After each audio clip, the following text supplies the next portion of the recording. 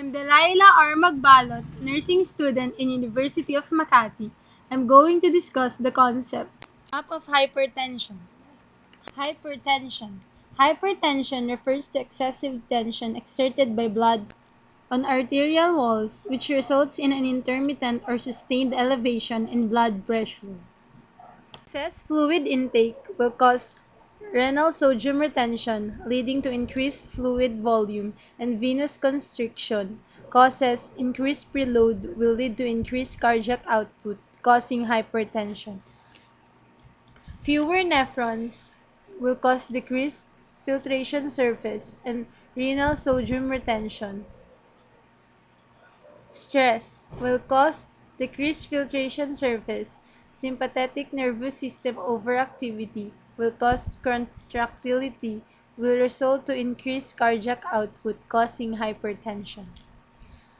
Renin-angiotensin excess will cause functional constriction, resulting to increased peripheral resistance, causing hypertension. Genetic alteration leading to cell membrane alteration, leading to structural hypertrophy.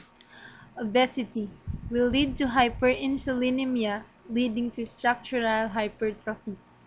Endothelial factors leading to structural hypertrophy, resulting to increased peripheral resistance, causing hypertension. Hypertension has risk factors. Diabetes mellitus, age older than 60 years, gender, men and women postmenopausal. Smoking, dyslipidemia. Hypertension has nursing intervention. Administer antihypertensive medication as ordered to control BP. Teach the patient or significant other about blood pressure measurements techniques. Instruct the patient on the importance of complying with medication therapy. Explain possible side effects including vertigo and impotence. That's the end of my discussion of my concept map in hypertension.